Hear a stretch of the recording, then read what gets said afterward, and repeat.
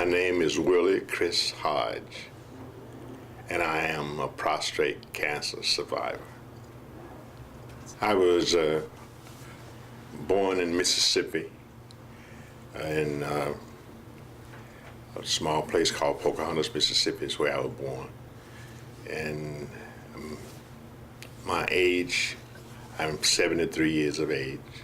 I was born in 1936 and moved to Seattle in 1972. And I've been here ever since. Actually, one of my clients that I service at my shop at Hodges headquarters, I was talking to him about I was having a little problem, and he directed me to come to, I think Dr. Earl was the one that did the implants.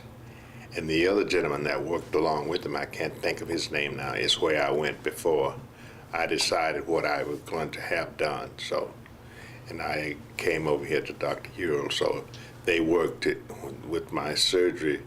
They were working hand in hand on that. And I wasn't too particular about having the surgery done, and I thought since I caught mine at an early stage, that it would,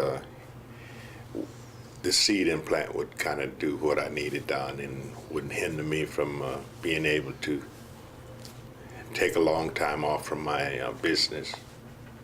All of the folks that I work with, they were just, their mindset was just excellent. And I really appreciated the treatment that I got, because I've never had to be in the hospital for any kind of major things. And so they took very good care of me, and I really appreciated all of the help that I got from them, really.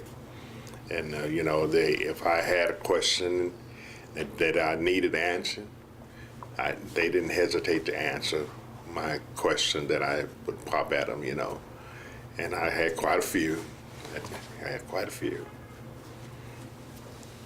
At the first beginning, and it was a kind of a, how would you say it?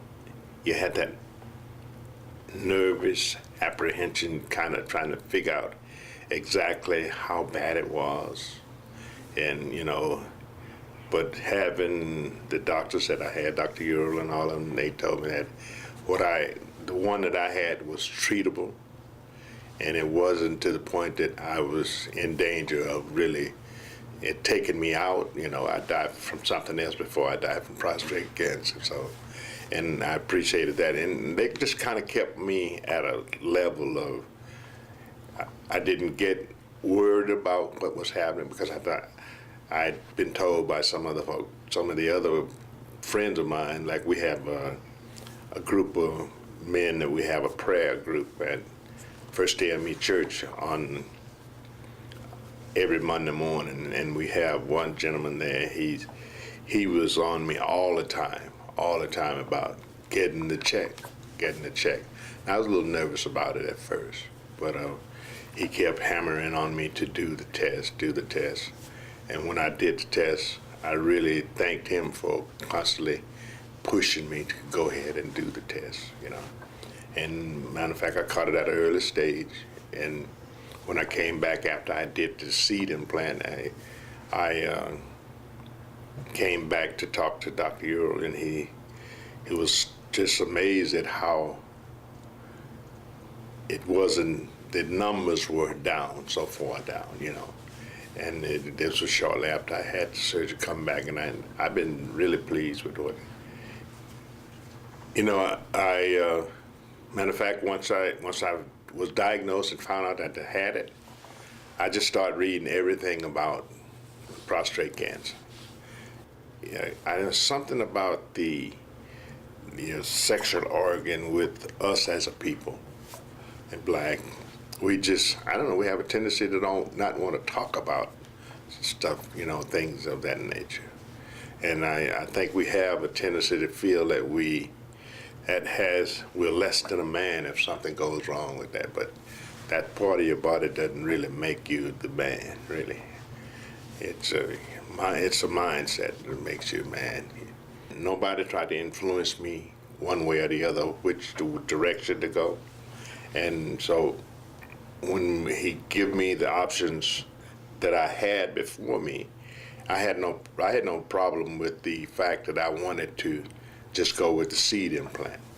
I didn't want to, matter of fact, I couldn't afford, since I'm the only breadwinner in my house. My wife doesn't work, so I couldn't be down for the amount of time if I had the major surgery and go through the the bag and all that kind of stuff, and I just did not want that. So I guess I was down at least about a week and a half to 2 weeks at the most with the seed implant. So, and my mind was made up on after it was explained to me how each one of them worked, and my mind was made up on the seed.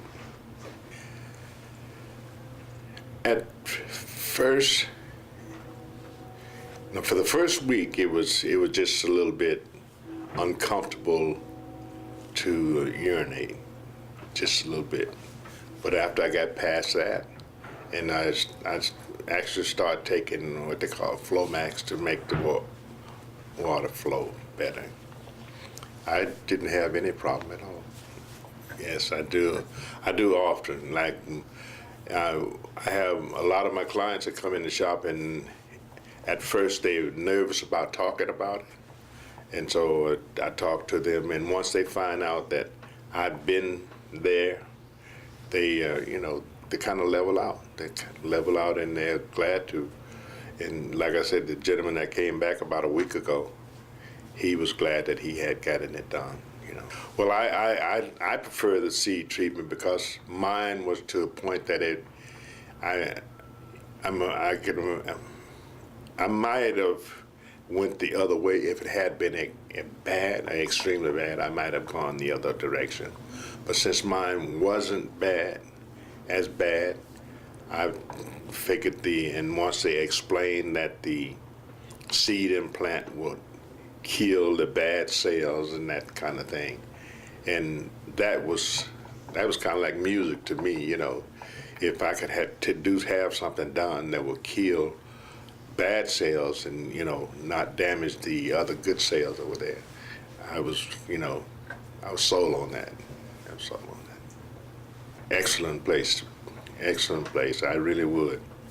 It's an excellent place to be a part of, and I'm glad that I was here in this city in order to be able to be treated for it. And once we get to talking about it, and once we talked about it in our group, and found out that there's a lot of men tied into this cancer treatment and prostate cancers, and I think it's an excellent thing. Seattle Prostate Institute is one of the most excellent places that we can be treated for prostate cancer. The only advice that I would give to any man that about these kind of things is just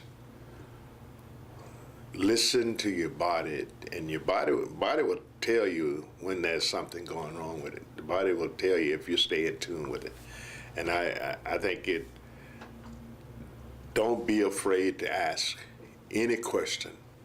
No question is a dumb question. The only one is a dumb question, the one that you don't ask. And so I would, if you are working with the doctor and you're doing things, you pick his brains and see, get all the information that you can get, and that way you can help somebody else, and that's our purpose of being here on earth, really, is to help one another. And so if we can help when the doctor diagnoses our case, and then we can, work with him and share with other people, that's really a blessing in disguise, really a blessing.